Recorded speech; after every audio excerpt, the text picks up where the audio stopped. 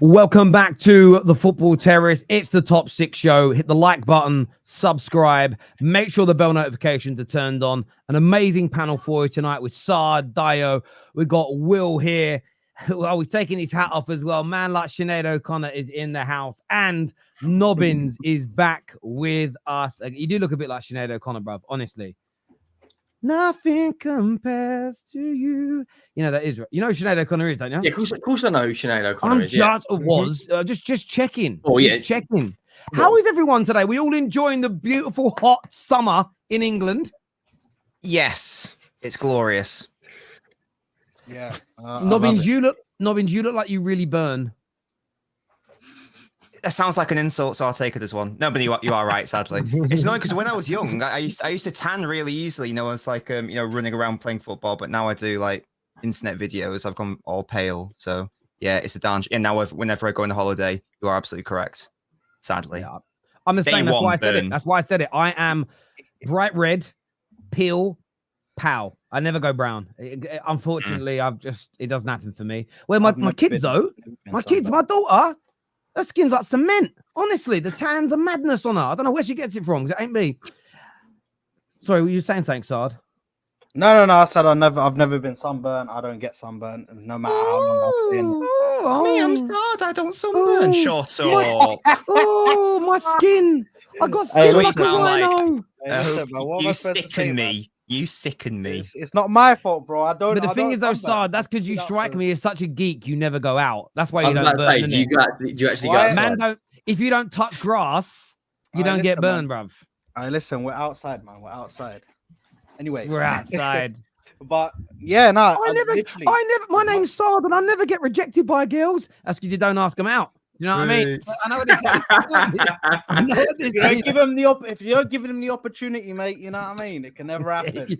I'm never taking L's, bruv. I love that Cockney you went then. You went very Cockney. You know what I mean? Do you know what I mean? Good to have you back on the show again, Will, as well, my friend, and Dio, of course, and loads to talk about today. But I want to start with Chelsea. We saw the Samu Amarodian deal collapse at the 11th hour. During or just before a medical. They're now going for João Felix. There's been more reports today that Atletico feel really frustrated at the behavior from Chelsea, even though they might go and pick up João Felix. Conor Gallagher's deal's up in the air.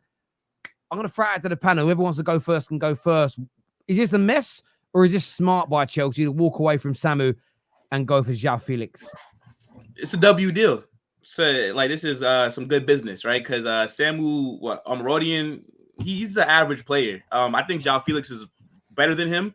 But at the same time, I don't actually think they need a João Felix. I think he'd be a good signing just for your squad, right? As in, you could have him to rotate. He'd come in on the left. But now that you got Pedro Neto there, right, it's kind of like their attacking options are good at the moment. What Chelsea needs to put money into is a striker that could actually be in the race for the Golden Boot, which João Felix cannot.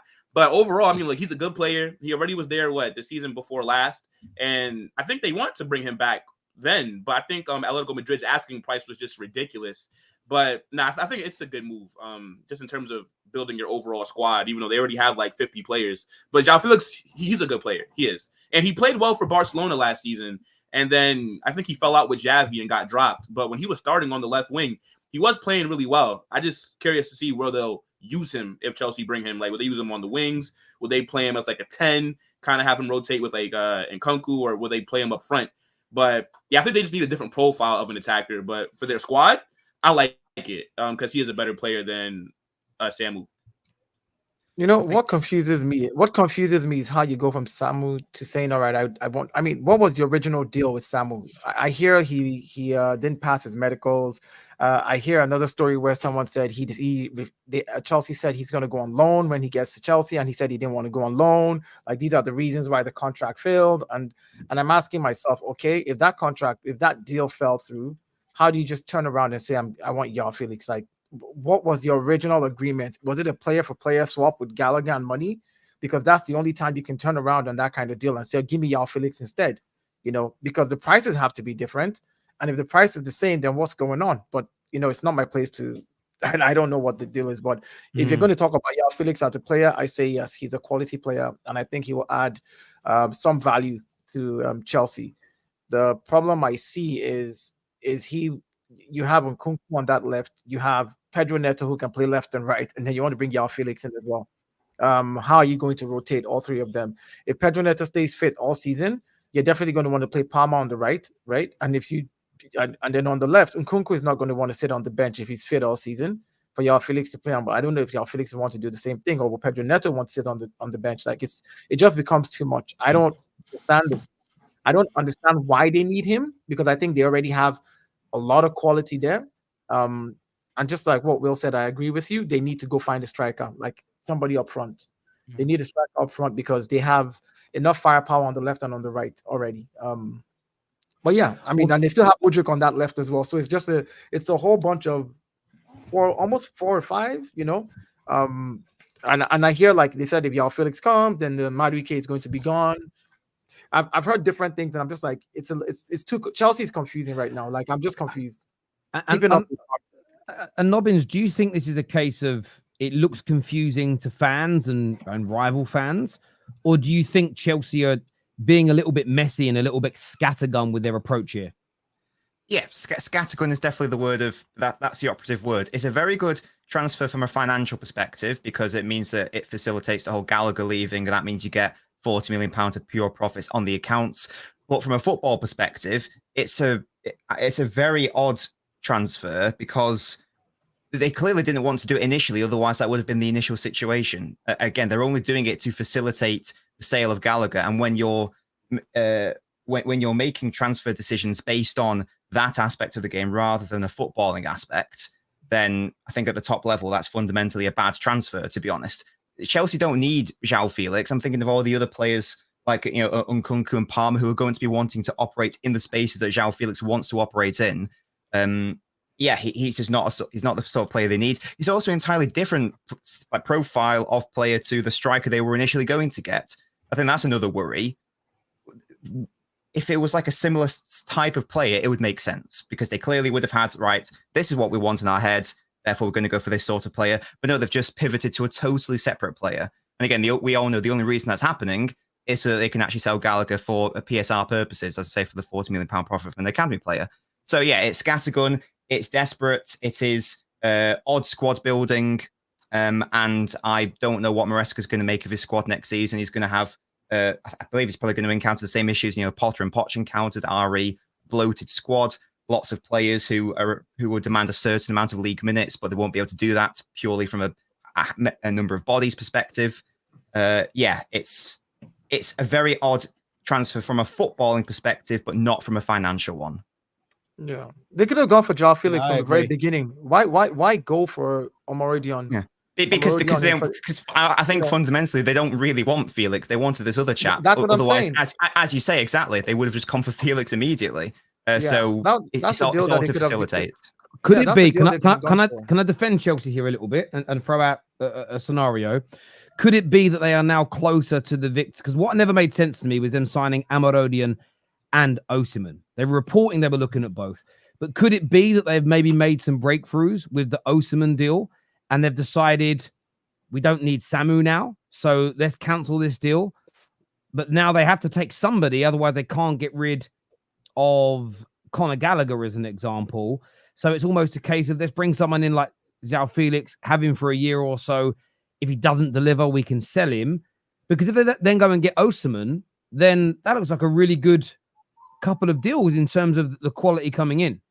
Well, you know how you could stumble into a good thing, right? So, you know, maybe this is not what you intended to do, but it just ends up working for the best. I think, especially the way that Maresca wants to play, like Samu, he's a striker. Like he's more so pace and power, but he has no kind of first touch, none of these things. I think João Felix is just a better player than him, and his value is in like the gutter right now. It seems like nobody really wants him, and maybe Chelsea at first thought he was going to go to Aston Villa because I know that's who's kind of been in for him. So maybe they're like, we don't want to get into like a bidding war, but maybe João Felix said like he doesn't want to go to Villa.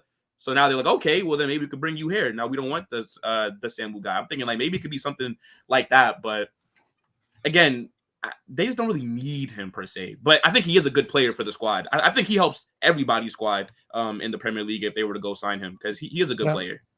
But based on what you said, Terry, let's assume that they stumbled on a good deal with Osimhen and they're like, we don't need Samuel anymore. Let's terminate this deal and let's get João Felix. Like, my question is, what's the point of terminating the deal and making it hard for yourself? If you've made a breakthrough and you're going to pay the same amount of money, like you're offering the same amount of money you're offering for Samu for João Felix, what's the point of breaking that deal and making it hard for yourself? And just sort that out and then go get Osimhen because you made a breakthrough there, and then say to yourself, hey, one of you is going on loan. We've paid for you. You're here now. You're our player. You can go on loan here. Now, whether Samu wants to do that or not, at that point, that's left to him. They could have easily done that without complicating the issue. Like trying to terminate this deal to then get the João Felix deal done just because they need the Gallagher deal to go through because it's pure profit, and that pure profit, benefits them PSR-wise, and they've made a breakthrough on Osimhen's side. That's why I said it's confusing. It's just way too much going on.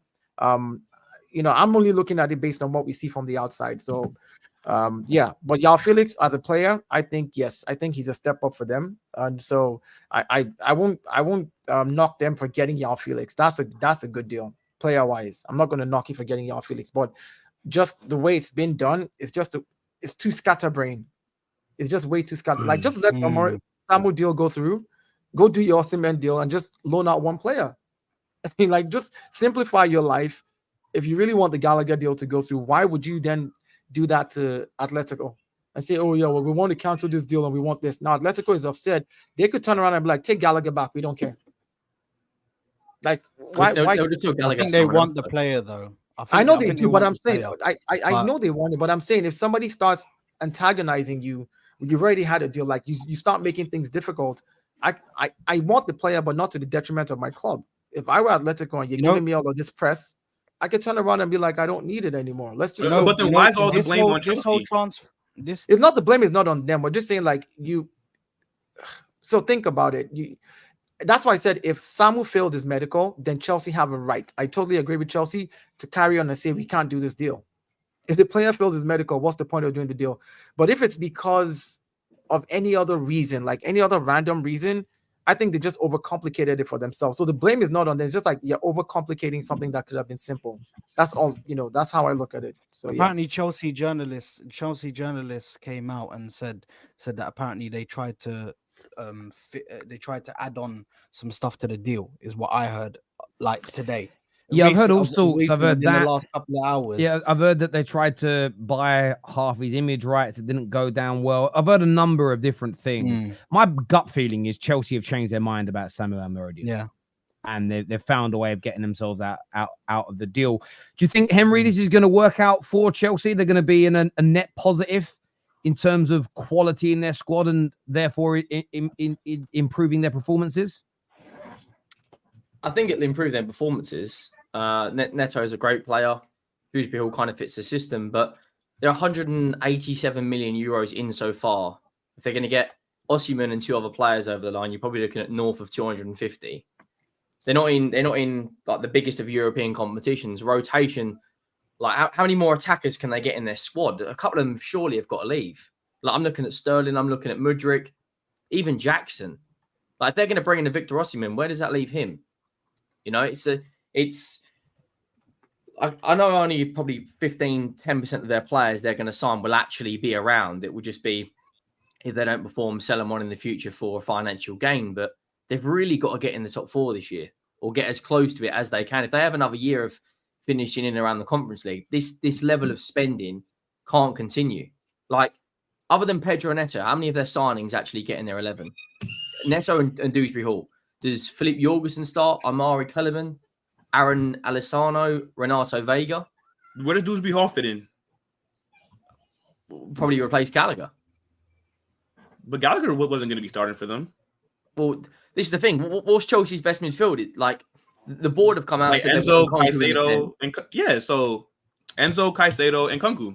There was all right. So we're saying Gallagher. they've done 189 million euros, and the only one who actually they've signed gets in their 11 is Pedro Neto, and he can only play 15 games a season anyway. Now let's assume this is a mess, though. I actually think that I don't Chelsea think are about to get a transfer ban. That's what I think, and I think that they know that they're not about to be able to sign players for like a season or two. And they're just like, yo, every My 3 friend- business days, Will, I can't lie. let's just my sign friend said players this. because My friend said this. My friend said this to me today at work. I was talking to him. He's a Chelsea fan, yeah. I was like, "It's fucking mess. What's going on in your club?" And he was like, "Bro, honestly, I'll be right. I think they have a transfer ban. They've been told that they're gonna get a transfer ban. They're not releasing it obviously officially, but they've been told that they're gonna get a transfer ban. It's looming, and they're just getting all these players to get the transfer ban. But even then, like if you're getting a transfer ban already." God forbid if you get the PSR rules, because now they're literally hitting teams No, with the madness. Sad, all Question that- I've got. that's Sorry, all let sad me just jump in. Let me just Okay, jump go in on. a second because I don't want to go away from what Will said for a moment. What do you think they're getting a transfer ban for, Will? And for how long? Like, what makes you think this? Speculation. Like, what's giving you that feeling? So I don't know the specifics, right? Like I'm not an accountant, but the way that Chelsea are spending money and buying players, some just seems off. Like it just doesn't seem normal. Like they're getting a here we go every 2 business days. Like they're getting here we goes as fast as you'll get your Amazon package. Like it's actually crazy the business that they're doing. They're also stockpiling on a lot of young talent from South America, from like around Europe. They're also, so to me, I think it's kind of like what he said at the bottom, that they might have been told, yo, like it's not really looking that good for you guys in terms of like once you look into like your books. So it's kind of like if you know that a storm's coming, right? You're gonna go to the supermarket, you're gonna stockpile up on food and items so that when it hits, you could, withstand it for a little bit. And I think that's what Chelsea are kind of. But Will, you know right? what? That's speculation. It's speculation. I think it's speculation, and I'll tell you why. If you look at Chelsea, I'm not as much as I don't want them to succeed, and as much as I hate that club, they're moving players out as fast as they're getting players in as well.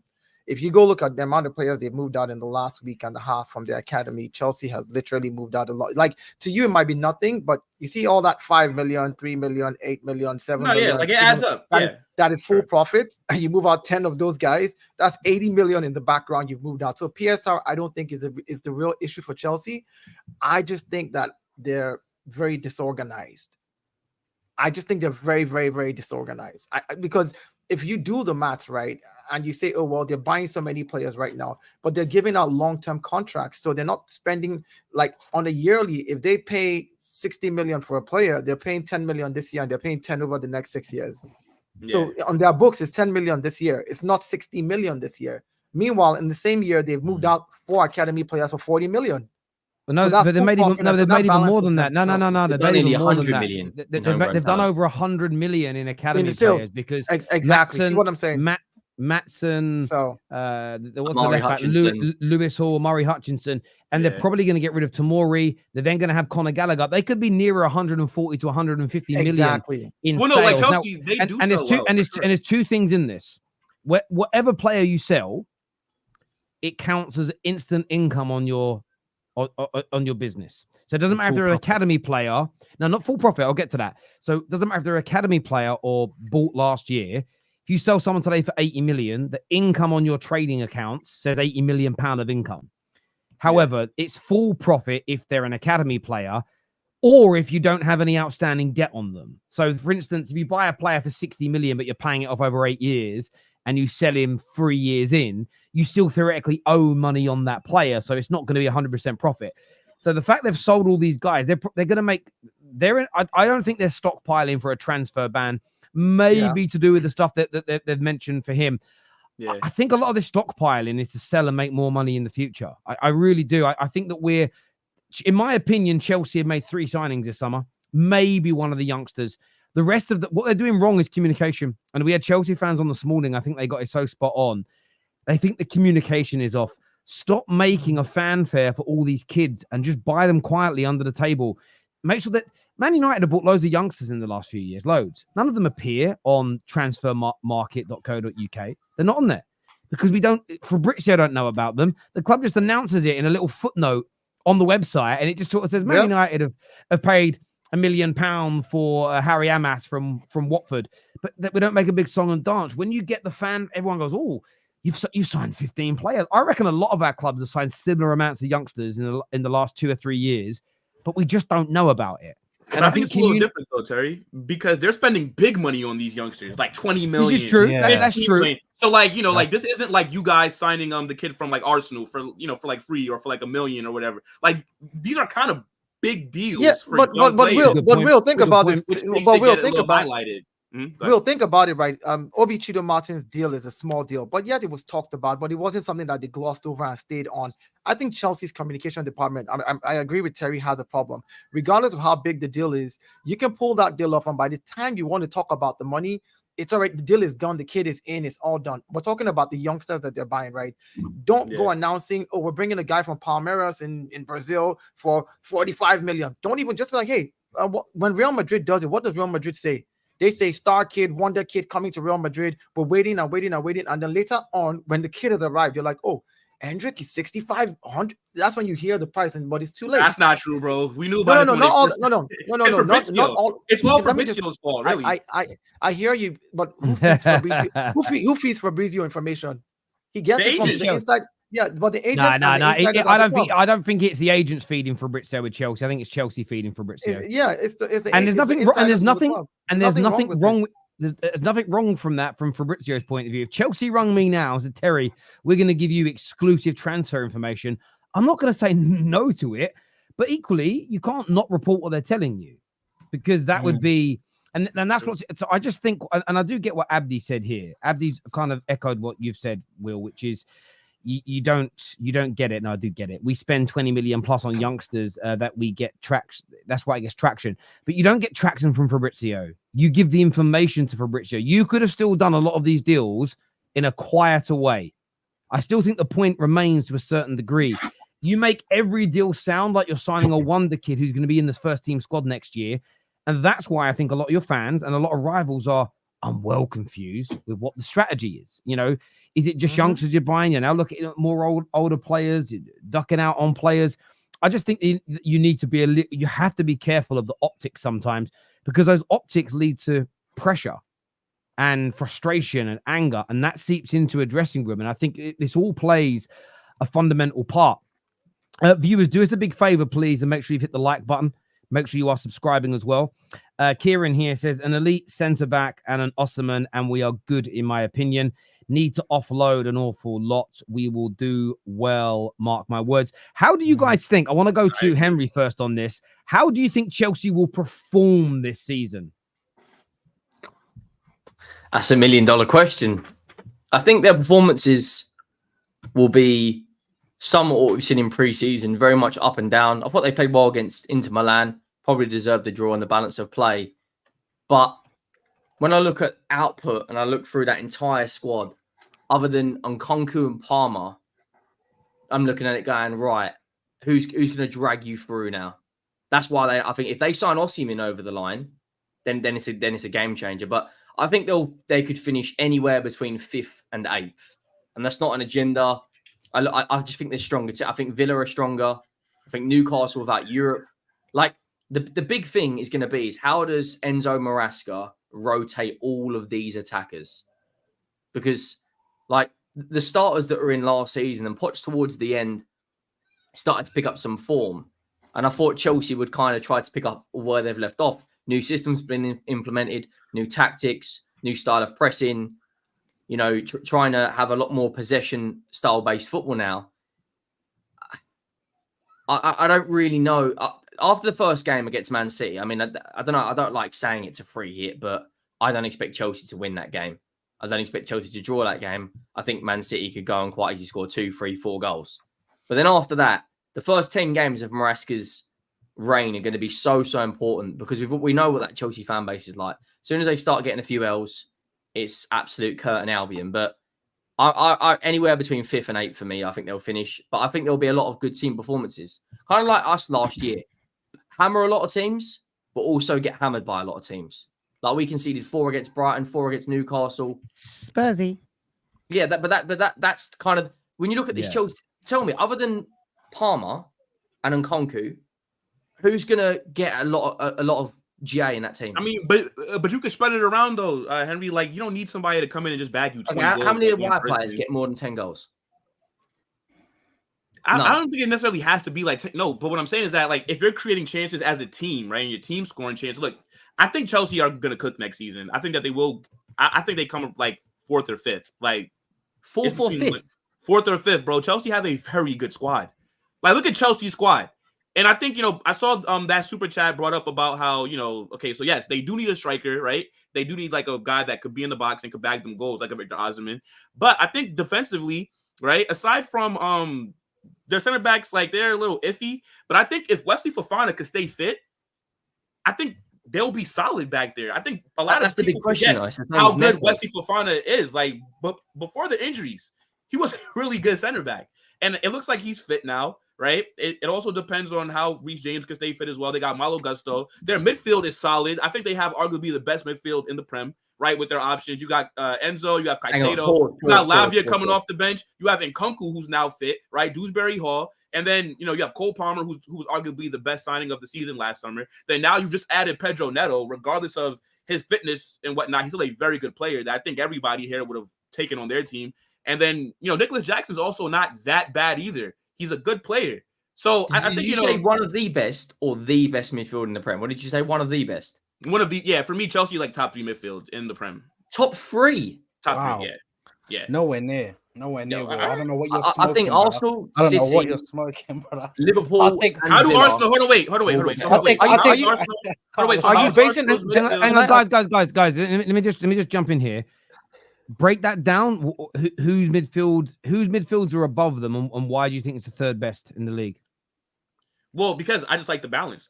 So for me, I think Caicedo's a really good player. I think Enzo Fernandez is a really good player. I think Nkunku is a really good player, right? You have Lavia as well, who can come in and replace either Caicedo or an Enzo, right? You signed Dewsbury Hall.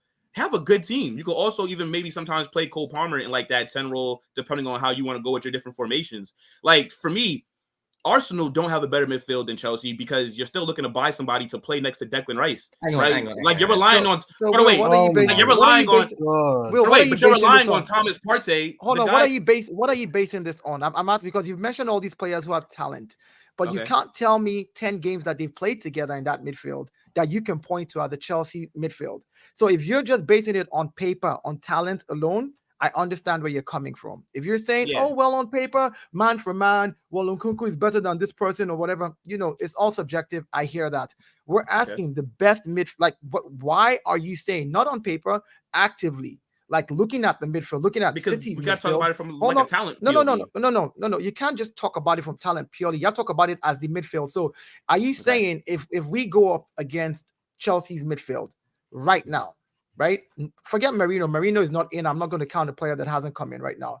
If we play Thomas Partey, who's fit right now, we play Declan Rice, and we play Martin Odegaard, you're saying that the Chelsea midfield will overrun the Arsenal midfield, who has played together for a whole season, understand themselves, or even 2 seasons back to back. Of course, Partey didn't play last season, but this Chelsea midfield that has not played enough under Maresca is a better midfield. Like that data doesn't work for me. Like that's all I'm saying. If you want to say on paper, I get you, but anything outside that.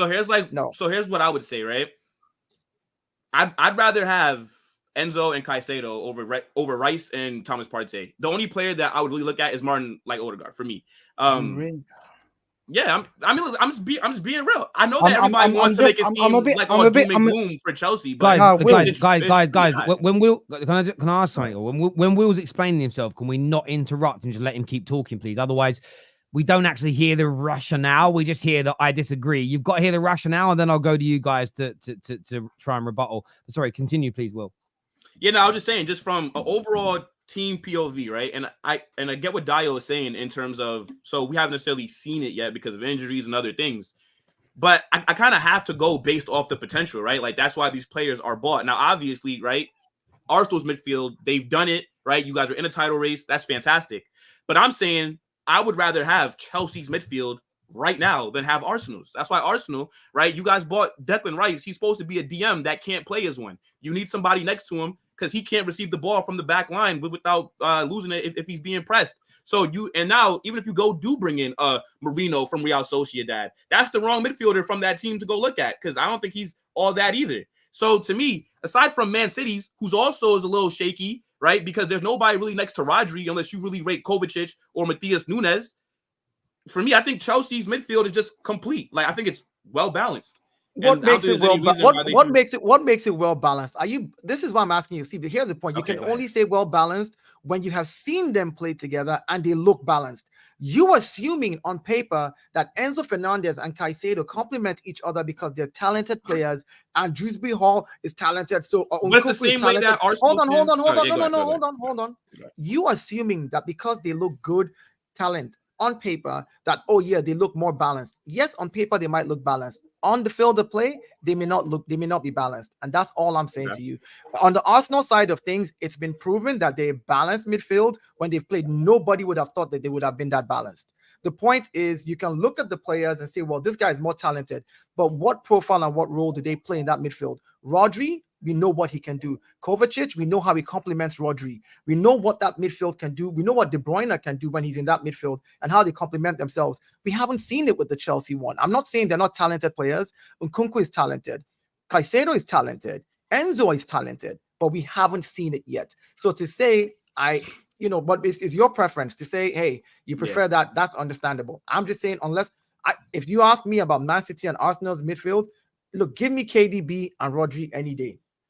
Just give me those two and throw in Odegaard. Well, yeah, but that's for why me, I it'll said be that fine. they're top three. Like they're, I know, yeah, but you see, but even with what I just said right now, I can't say they are better than the Man City midfield right now because I haven't seen Odegaard play with Rodri. I'm just looking based on talent alone. I can't say that. That's all I'm saying. Craig here says Nobbins and Terry blatantly agree with Will. I'm going to go to Nobbins on this. Do you agree with Will? Do you think Chelsea's midfield is essentially better than Arsenal's? I just need to ask a qualifier first, if that's okay to Will. Do you mean off ball or on ball, first of all? Because that's a big difference. What are you talking about, first of all? I think just in general, and I'm more so just talking about the pivot because I do think that like Odegaard is possibly better than Nkunku, but I'm just talking just in general. Pivot. So Sorry, I believe Friends that, joke. and so that sounds more like off ball. So then follow up question in this pivot, which two are you choosing? I would choose Enzo and Caicedo over Declan Rice and Thomas Partey or Declan Rice and Jorginho. Because I think on the ball, they're also better. Enzo Fernandez is better on the ball than any of Arsenal's midfielders who are back there, aside from like Odegaard. But Odegaard's more of a 10. So I'm talking about like that, the two partners next to each other. Yeah, I can't agree with that. I think that Enzo and Caicedo, I don't know if they even work together that well off ball. I don't think they necessarily cover each other's weaknesses very well. So it's seriously compared to City's, absolutely not. Compared to what I believe Arsenal's is, I don't think so. Not even better than United's. I think Stop it. They're not. I think that if, and I know it's a hypothetical, but if Liverpool did sign Zubimendi, I think that would take Liverpool's midfield ahead of them as well. I get you're coming from a position of theory and a concept. But in terms of what we've seen, which is all I can really go off, I can't really go off what may or may not happen. Yeah, I don't think that's a justifiable thing to say personally. I don't. They might get in like the top 5, but top 3, I think, is a bit of a madness. but it's potential not what we go off of, right? Like, is that not what made like Arsenal fans about sounding like Calafiori, right? Now like the back line. But by that same token, Will, I could say that. Well, I've never seen Ipswich's midfield, so therefore, hypothetically, I could say that they've got the best potential ever. But let's be. I don't think that's a fair thing to judge it off. I mean, okay, but that's a very extreme example because Ipswich don't have a top 3 midfield. That's very extreme. Will, I would say this though. You base some conversations off of potential in terms of Endrick that you've just signed at Real Madrid. There's an excitement because of potentially how good he could become. Yeah, you could argue that potentially because of his potential and his ability, that on paper you could say but you wouldn't say one of the best strikers in the world just because there's a potential for him to get there. I agree that there's some real technically gifted football players at Chelsea, but what we have seen is that Arsenal midfield you've mentioned dominate regularly in the Premier League over the past 12 months to put themselves in contention to win the league, one of the greatest English teams of all time, where Chelsea's midfield that you've mentioned have played together and have been inconsistent would be the politest way to put it. So I think you can have a conversation about technically who you think's better, But when it comes to practicality, I think you have to base it on what we know and what we've seen rather than the potential. Now, what I would say is that this year, under a new system with a new manager, you could see that potential be realized. And I think if Caicedo and Enzo were to be knitted together well this year and played to their full potential, then there's an argument for it. But until you see it, you can't say it exists, surely. Yeah, no, okay, so that's true, Terry. But then let me ask you a question then. We've watched Enzo Fernandez play, right, with Argentina. We've seen him have some good performance for Chelsea as well, right? I'm just coming off of Copa America where I saw Caicedo cook with Ecuador. So, like, we know what these players can provide. Like, we're not talking about youngsters who are just making their way from the under 17s with a lot of potential. No, we're talking about players who they bought in for big money, that we see the talent that they have. We see the skill sets that they have. I think the reason why you see Arsenal look a little bit better in midfield is because they're more of a stable team and they're in a different direction right now, where Chelsea are just trying to rebuild. Arsenal are trying to compete. So I think it's a little bit different, if that does make sense. But just looking at the quality that both you just players answered have, it. No. What I'm saying is looking at okay, here's what I'm saying. Let's say, for example, if you replace Rice and Thomas Partey with Enzo and Caicedo, I think Arsenal are still in the position that they are right now. They're still competing, and they might even look a little bit better because Enzo is better than Declan Rice. Let me just say this, Will. Sorry, Sad, 1 second. Sad, 1 second. Okay, go ahead, my brother. Sorry. So, Will, I understand where you're coming from, but what you're saying is if, buts, and maybes. Yes, we've seen Enzo, a talented player in the World Cup. We've seen him at the Copa America. We've seen Caicedo do the same thing. We've seen individual talent. Sometimes you might have the best ingredients. It's like cooking. If you put a little bit of too much of this, the food tastes crap. Enzo and Caicedo together might not. I'm not saying that they won't work. Under the right system, they might work. We haven't seen it yet. You're basing it solely on their individual talent and assuming that as soon as you put it on the, and then you made a statement where you answered your own question. You said a more stable team. Because they are in an unstable team, I cannot say their midfield is better than a more stable team because there's a more, you just said to yourself, they're building, you said Arsenal is that's why Arsenal looks better. You said to yourself, The reason Arsenal midfield looks better, you can go back a few minutes ago, that was your statement. That the reason Arsenal's midfield, and I'm not comparing Arsenal and Chelsea's midfield, I'm just saying when we're talking about what midfield is a better midfield right now, you can't go based off, I'm just going to pick talented players because I know they're talented in Chelsea, and I agree they're talented, but I haven't seen them do it. But I'll say they're the better midfield as compared to what you're comparing what they've not done to what Arsenal has done and what City has done. City's midfield has done something. Arsenal's midfield has done something. But you're comparing the Chelsea midfield that hasn't had the chance yet to show what they're capable of doing to these guys. And that's where I don't get it. That's where I don't understand it. I think if you have Enzo and Caicedo behind like Odegaard in this Arsenal team, I think that you guys would have won some silverware by now. Do you think that's defensively solid enough, though? I mean, maybe not so much so defensively, but I just think like on the ball, right? I think Arsenal would be a lot better. But isn't that half the game? But Arsenal dominate possession more times than not. Like unless they're going against like a Man City, more times than not. They do, but so they're also known as being one of the best. The reason why they were so good last season was because of their defensive solidity and an off-ball. But I think it's more so because of their back line. Because you had Saliba, who was basically fit the entire season, right? You also had. It wasn't, but the back line got protected, and it wasn't just the back line. Again, Arsenal off the ball was a very compact Arsenal team last season. Unlike the season before, where we played free-flowing football, we were scoring against everybody, but we weren't compact in defense. Even when we had Saliba before his injury 2 seasons ago, on counterattacks, we were very vulnerable. We were. No, I mean, it's fair. But last season, it was because our back line was very well protected. I mean, to the point where even when we had Zinchenko, maybe every now and then his stupid mistakes cost us goals. But yeah, he was also protected by Gabriel a lot and protected by Declan Rice, who would drop back and really help him in defense. You'd see Bukayo Saka dropping all the way back to help. So my point is like when you say defensively, it just wasn't the back line. That's a myth that people put out there to just be like, the back forward is solidity. It's actually because the team defends as a team. You see Martinelli helping at the back. You see Leandro Trossard, like literally at the back.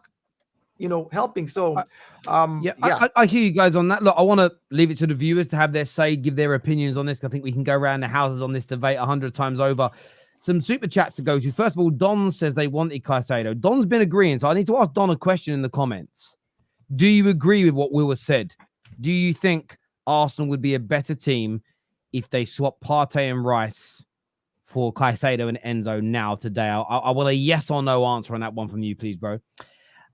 This here says, I need to see a healthy Chelsea midfield 3 before I can say they are a top 3 in the league. Right now, they are top 6 purely on talent, which is fair. Will ball? The others are just rivals, is what Tulu says. From the outside, it looks like Chelsea are accumulating talent as an investment rather than building a balanced team. Chelsea's midfield has done nothing. Or what is Will on? The fuck have leveled up, Don. I don't know what TFC. What does TFC stand for? I don't know what TFC stands for, but thank you, Jason, for the overarching super chat there. And I do think that's what Chelsea are doing with their stockpile in there. Third best midfield in the league, better than Arsenal's if they could stay fit. FC better finish above 5th, or hell will rain upon your delusions, is what Abraham says here. Chelsea season will hinge on their defense. It needs to stop leaking the opportunities it did in pre-season. Who cares? By the way, I was so confused by his name change on Sunday. I really was, because yeah, I think that in Portuguese, someone can correct me, I believe that Savinho means little Savio. So it's like a little nickname. I believe that that's the case. So his name is Savio. He's known as Savio, but one of his nicknames is also Savinho.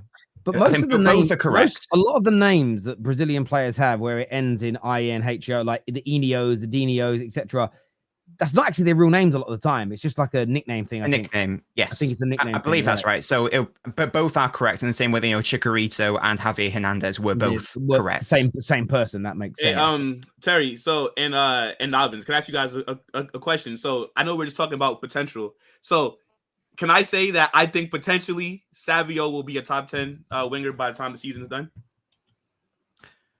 You could. Yeah. He's just an unbelievable season, though, isn't he, with Girona? He's just He's a baller. Savio's cool. But let me give you an example though. If I turn around, if Savio had his first season in the Prem and was average, and then you said still based on his ability, I think he'll be top 10 in top 10. I mean, in top 10 in the Premier League, I mean that's not hard, but it's still quite a number of people.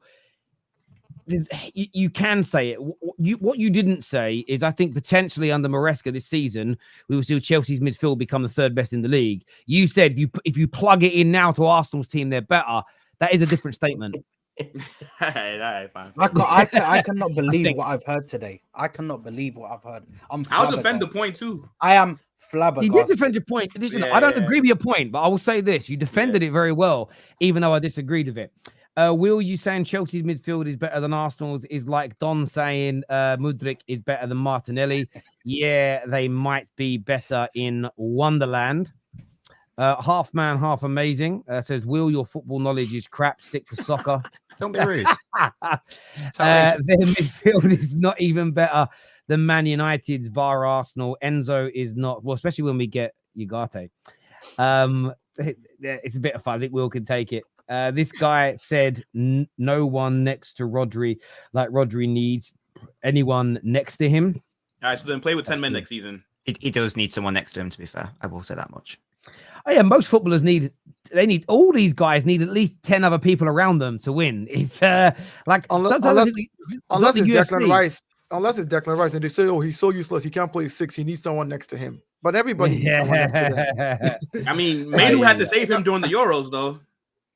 But that's the point. Everybody needs someone next to them. Yeah. Even Rodri needs someone next to him. So why is it that when it comes to Declan, it's almost like, oh yeah, you want him to be a 6, but he needs someone next to him. I'm like, I don't get it. Like, what are we talking about? But like, Will is in his Chelsea glazing arc right now, bro. He started this season off. He's in his Chelsea glazing arc, so he needs to keep these. Big up to you, Will, man. You're consistent, bro. You're consistent. There's only a I couple. just rate a lot of their players. Like that's just it, bro. I'm not even a Chelsea fan. I just rate a lot of their squad. But we all do. Like I've sat on streams and I've told Chelsea fans, I was like, these are the players that I rate. And if you bring in some more experience in your team that can help these young players get through 38 games, you probably would be challenging for top 4 or even challenging for, because look, let's be honest, you have a lot of talent, but you don't have a team yet. That's the big difference. And it takes time to build a team. I will never say like, oh, because I've seen a talented boxer, I'm going to throw him in the ring with the heavyweight champion and he's going to win. Look, there's special people that show up like that every now and then who are talented and just take the world by storm, right? But just having a bunch of talents doesn't make your team. It doesn't. I hear that. So, Raj here, Chelsea fan, says 350 million in sales under the new owners. We will be close to another 80 to 100 mil this window. If Chelsea has decent cup runs, we'll play close to 80 plus games because of the World Club Cup. A big squad is needed. If only the owner communicated with the fans, the facts would be clearer. It's a fair point there. I can't believe these young men said if we had Enzo and Kai, Arsenal will win the league. I think he means Caicedo, yeah. Bro, this is not American football. Come on. They ain't got touching these American. American. Chicken, leave the man now. Come on, Chicken.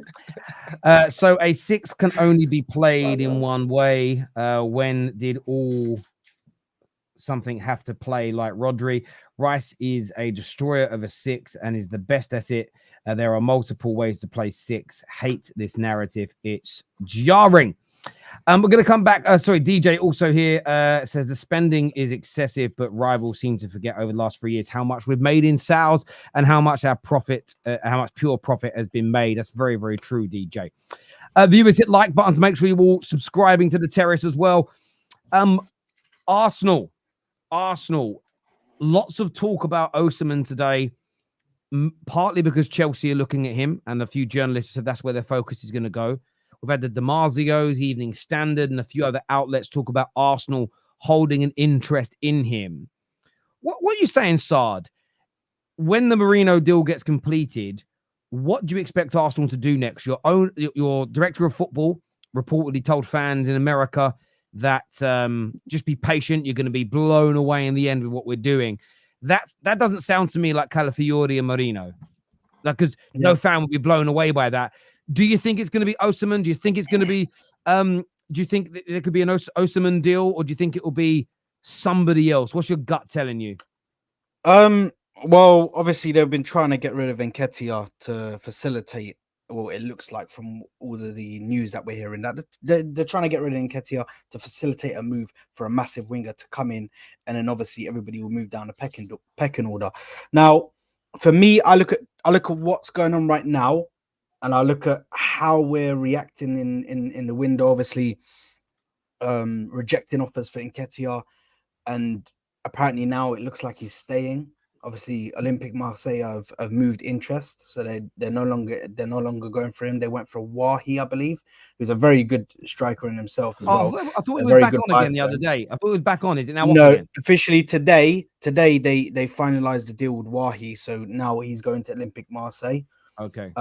So that's, I think the Nketiah deal is officially off now. What that says for a striker, I still think we need a striker. I think we need to go back to the Premier League teams. I think Crystal Palace and Fulham, who were looking at Nketiah and say, listen, what do you guys want to do? Do you guys want a deal?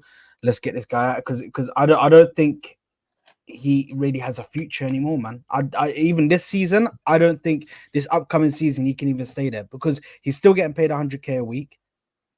He's still bleeding the club of money, and he's not even going to get. I don't think he's going to get into the squad. I think he's going to get loaned out. Even in the I think he's going to get loaned out. No. But the thing is, they won't take a loan. They won't take a loan without an obligation. So they need an obligation to buy. Yeah. So they won't just take a loan, just a straight loan. They'll have to have an obligation to buy. So somebody's going to have to buy him either way. Now, I've not lost all complete hope. I still think there is some hope that we can get him sold. But in regards to the question that Terry asked me, obviously talking about the actual striker, I think this is something we need to get. Obviously, the main man I want to get is Victor Gyökeres. I think he's an amazing striker. I think he's exactly what we need. Plugs so many holes in regards to what we need up there, up top. Do you know what I mean? But Osimhen is definitely a good striker. I definitely take Osimhen. The only thing that's really shaky about him is his injury record. But apart from that, listen, he looks like a striker that would suit the Premier League. His physicality, his speed, his ability in the air. Do you know what I mean? I think he's a very good striker, so I'd 100% take him. But if he's told us at the start of the summer that we're going to be blown away and all he gives us is Merino and Calafiori, I'm going to be seething at the end of the transfer window. Absolutely. I don't think Gyökeres will happen either. The League of Portugal has just started. He scored on the opening day and assisted. They've lowered the sell-on clause from Coventry from 15% to 5%. That tells me that they're expecting to generate a sale. If you finish the window with just Merino and Calafiori, like defensively and midfield, you've got a lot of depth. But in these big games, you need someone who can take the load off of Saka, either from a wide area or a striker. But Gyökeres would be that guy where you come out and just go, right, now we're in business. But this is the thing. You're working in the shadows, and Tixie's got this thing about out of nowhere, bang, there's a 70, 80 million signing. They did it with Vardy out. If they come out of nowhere and you finish your window and just on this, and they bring in another forward who replaces Julian Alvarez, that's going to be like a massive. I think in that striker position, sorry there, I know you want to go. I think in that striker position, what we're missing is like the poacher, bro. We're missing somebody who can just occupy the space and be in the right place. If you look at the way we play, the amount of times that Saka or Ben White overlaps on Saka and then they put that low-driven ball into the box, how many times have we seen Arsenal do that? And nobody is ever in the right position. Nobody is ever there to just collect that ball and put it in the back of the net. That's why I think we need a striker like that. We need somebody who can come in and do that. And I think Gyökeres can do that. I think Osimhen can do that. And that's why I think we need to go for one of these strikers. They've been promising a striker for 2-3 years now. We need a striker. You've made 2 signings in the attack, 2 official big signings in Jesus and Havertz. Well, actually, Havertz wasn't even brought in as an attacker. Havertz was brought in as a midfielder. So that failed, but we moved him to the attack. So you haven't made enough signings in the attack. We need a striker, bro. We need somebody. I want to dispel this thing, right? We need a striker because we need to bolster our team and we need to have depth, and it has to be the right profile. But I want to dispel something. Arsenal last season was a team that distributed its goals. We scored 90 goals in the Premiership and over 120 in all competitions, right? So scoring goals was not the issue. The issue with the Arsenal team is the mentality. Is knowing that you can just go out there in the games that you did not look. Let me break this down this way. I said it the last time in the last stream we were on. I said City did not win more games than Arsenal last season. We both won 28 games each. City lost 3 games and drew 7 games. We lost 5 games and drew 5 games. City literally beat us with 2 draws. And that's the 2 points that you see. The mentality in those games to go and not lose the point. The Aston Villa game. The Fulham game, right? A striker doesn't make a difference in that game. If you're unable to score, just don't lose the game. Don't break down 20 minutes to the end of the game and allow Aston Villa score 2 goals. Mentality. That's the first thing. We do need a striker, but we need it to bolster the team. Now, this Nketiah thing, I will speak to it real quick. The deal is off with Olympique Marseille. The player wants to leave. He had agreed terms with Olympique Marseille. So it's clear the player already has showed signs that he wants to leave Arsenal. He doesn't want to be there anymore. Arsenal also wants to get rid of him, but at the most maximum profit that they can get. Sadly, that deal has fallen through. There's other deals that they can make. We made a deal with Brentford last season. We had Raya on loan. We eventually bought them. We agreed with them. We gave them good terms. We can take Eddie back and say, okay, here, give us, take Eddie on loan and give us Ivan Toney. And we'll put some money on it. That's a deal that can be done as well. There's many other deals. I know, but I'm even just saying whether he is the play. Look, my point is there's this myth that we just need a guns man. If a guns man was the issue, the amount of goals we scored last season just shows that we don't need a guns man. Our defense contributed 14 goals last season. Set pieces were 20 goals from set pieces. Arsenal is not City that has Haaland or Liverpool that has Mo Salah, the guys that can give you 20, 30 GA, 40 Or a GA. Watkins or a Palmer. We're not that team. We're a team that spreads our goals around. And until Arsenal fans understand that we play a different way from how these teams play, regardless of whether or not we keep yelling guns man or no guns man, the point is there's certain games where this is what makes the difference between us and City last season. The games where City could not score and win, City did not lose those games. They got their point and they walked away from it. Hence the fact that City had 7 draws and only 3 losses. The games Wait, but Dio, question for you, bro. Question for you. Disagree.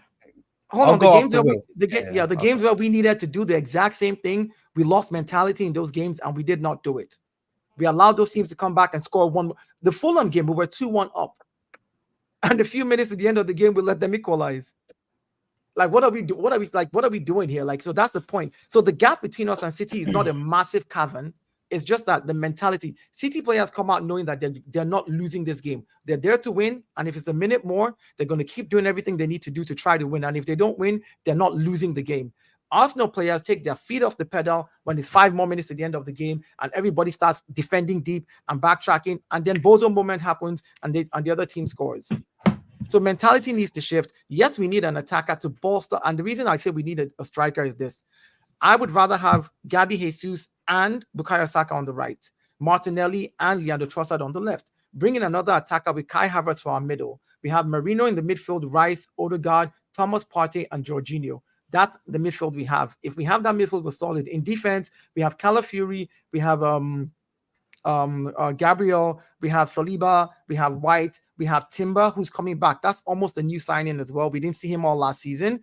We still have Zinchenko as well. So we now have a solid back line, a midfield that will compete, and they're big and they're technical, and a forward line where at least if Saka needs to rest, Gabby can be there. If we're switching and bringing Kai Havertz to the midfield, Jesus can drop into the front, but we do need somebody else up front to challenge with Kai Havertz, just to make the team more bolster the team. That's it. I understand that. Nobbins, obviously, you've been the closest rival of Arsenal in the last 2 seasons in terms of the league. Do you think they've improved enough to catch you, or more importantly, surpass you this season? Maybe. Just going back to the goals point, just for a second, because I just wanted to chip in on that point. I take the point that Arsenal have, they scored nearly as many as City last season, absolutely. But then the main thing for me was there were a lot of games last season where there was like a period in particular where Arsenal were winning by a ridiculous amount of goals concentrated in particular games, like winning their 5-0, 4-0, 6-0, etc. But I believe that City failed to score in the league, failed to score in 3 league games last season. I think that's correct. Whereas Arsenal, I think it was 5 or 6. Now, which doesn't sound like a lot, but when the margins are incredibly fine, having an extra 2 or 3 goalless games does make a difference. So I think I probably would more on the side of what Saad was saying, where I think that goal scoring, maybe scoring the goals isn't the problem, but spreading out the goals over the games was more the way I look at it. Because again, I know that City, it's very unlikely, like that 0-0 at the Etihad of Arsenal. That was an incredibly unlikely thing to happen. It goes to show how fantastic Arsenal were defensively that day. So it's more about, for me, making sure you score every single game, because if you score, then you obviously can't win if you don't score. And just on like Arsenal, catching up to City, I think a lot will depend on City's transfer business. I don't know if we're going to discuss that. I think that a lot of City players last season underperformed. Haaland underperformed on his XG for like the first time in however long. De Bruyne was out for half the season.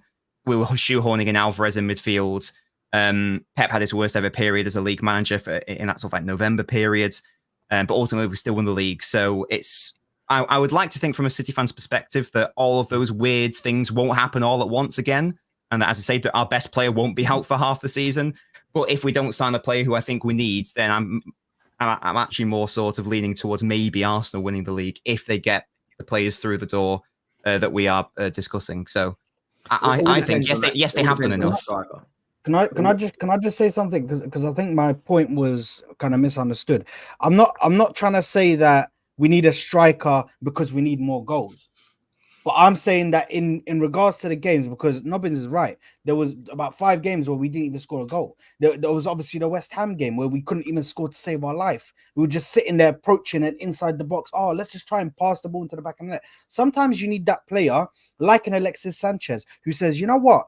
I don't care, bro. I'm just going to shoot from outside the box. You know, when I saw against Bayer Leverkusen, when I saw Jesus shoot from outside the box, breath of fresh air. I was like, oh my God, when's the last time I saw my striker shoot from outside the box and actually try and hit the ball at the goal? That's the thing that we're missing. We're missing the game changer. We're missing like someone who has that dog in him, just that says, you know what? I'm not going to pass to you, bro.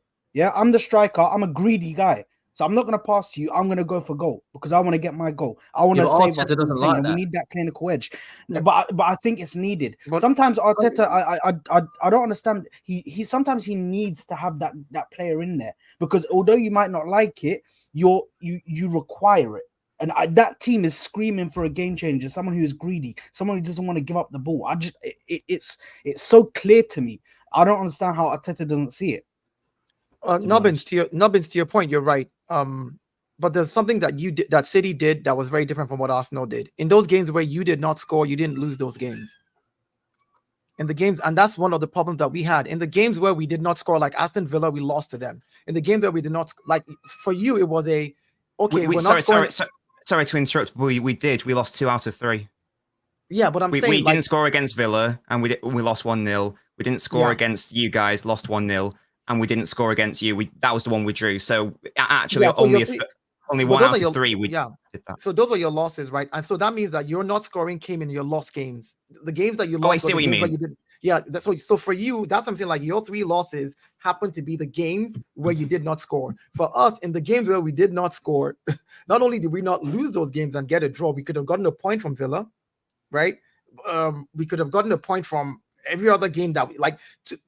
Two games. If we tie 2 games, we tie you guys for points, right? And then we can then look at goals difference. Yeah. So I'm saying that mentality to not go out there and lose as well is part of the issue. It's like, look, you're there, you're in it. It's 5 more minutes. You haven't scored. None of your players are pulling up to try to score. Nobody's trying anything, but just don't give up. You know, don't give up and don't lose out. I get that. I want to go back to something you said, Nobbins, around if City don't sign the player that we need. Who is the player that you need to make you feel 100% confident of retaining your Premier League title? It's not going to happen, but Bruno Guimaraes would be that player. But basically, I've given the name, but it doesn't have to be him. It has to be someone who, I'm sure we all know this, we still haven't properly replaced Gundogan, so it has to be a player who can satisfy 3 requirements. They have to be able to play ahead of Rodri, alongside Rodri, and most importantly, instead of Rodri as well, for the inevitable games where Rodri either needs a rest or gets suspended or gets an injury. In like the every single league game he missed last season, I believe we lost it. So that's how important he is. So it's, and I just don't. This is why I question: can City go 2 seasons in a row? Can they get away with it 2 years in a row? Basically, is my question. Now, obviously, City can, and maybe. But maybe like Pep will change something to make the midfield a bit more solid in Rodri's absence, inevitable absences. But it's very hard to look past the idea that, because again, Rodri, even towards the end of the season where Rodri was playing and he was available, he wasn't sharp. He was making mistakes in games where he shouldn't really be making mistakes, and that's because he was playing week in, week out, full 90 minutes every single time. So I think there was a bit of mental fatigue there as well. So that's my only question mark. But I do think it sounds quite arrogant. But if City do it right in the transfer market, I don't really see what Arsenal can do to catch us up. But I'm yet to see us do that, if that makes sense. Richard Rios, Nobbins. Richard Rios. That's who City need. He will cook next. Tell me more. So he's a Colombian midfielder. He plays in Brazil though with Palmeiras. But I don't know if you watch Copa this summer. I do not really know. Okay, now fair enough, because I know like the time difference, like the UK and all that, but he cooked. He's a fantastic player. I think he fits right in to what you guys would do at Man City, and I don't think he costs that much. And then you can maybe even use those other funds instead of going to Newcastle for like an 80 million bid with Bruno Guimaraes. You could probably spend 30 on him, and then you still have more money to use for other things. He's a really good player. I think like he would cook for Man City. If it's a Is there 6'8" hybrid, anyone else in the I'll Premier? be all over that. He's like a 6/8, and like he's really good, like on the ball, good passer, has a good shot on him. I was super impressed from like what I saw this summer, and like I've been hearing about him for a little bit of time. Like when people talked about the Esteval Willian thing, and then the Endrick deal and all that. Like they always talk about Richard Rios as well, but he's a little older. He's like 24 years old, but he's not, still a good age. Is other than like Bruno from Newcastle, is anyone else like? I know you were linked with Wharton from Palace, but I don't think you're going to go out and pay the 80-90 million price tag. And even if you did, a year ago he was playing at Blackburn. It's a bit of a huge step up. Is there anyone else you I'm surprised you didn't go for Douglas Luiz. I know maybe the price over here probably would have been a bit more than 50 million euro, but he would have been perfect for me. Yeah, so again, I was looking at players more of like a future plan. I was looking at like a player like João Neves, but he's sadly gone to PSG. I was even looking at a player of the profile of Amadou Onana, not necessarily him, but someone like him. He's obviously gone. I know people whose opinion I respect have suggested. Is it Palacios who plays for Leverkusen? Is that his name? Yeah. Or so Fabian Ruiz. Yes. So he's been suggested, but as City won't arbitrarily buy someone. It will have to be someone of the correct quality. But again, I'm just getting a little bit concerned at the idea of another season where Rodri doesn't really have a proper understudy who can also play with him and can play ahead of him as well. If he was to get a big injury, sorry, Tay, if he was to get like first game of the season, he's out for 6 months. Who goes in that role? Because you can't replace him with just one player. You need 2 or 3 people to come in the midfield that can do that job. Yes, yeah, exactly. Last season, and indeed in the Community Shield, most recently, it was Kovacic. That will be the guy who it will be again, I think.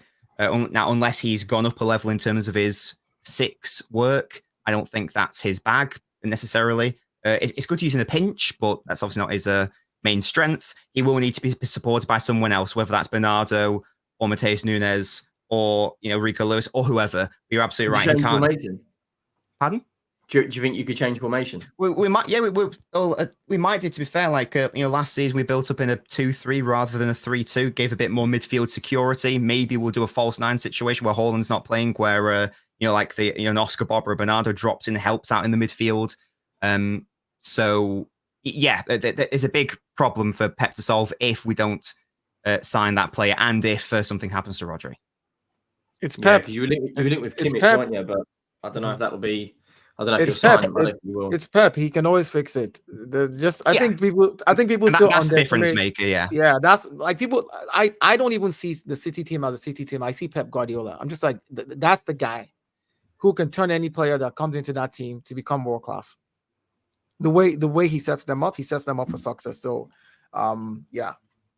Yeah, of course. Yeah, if Pep's a secret weapon. If anyone can do it, it's Pep. He did it last season, of course. There's every chance he can do it again. But I would personally like to give Pep the best possible opportunity. We didn't give him the right circumstances last season. He was still able to pull a rabbit out of the hat and beat Arsenal to the title. But it's a big ask to do it 2 years on the bounce. Are you giving up on Calvin Phillips?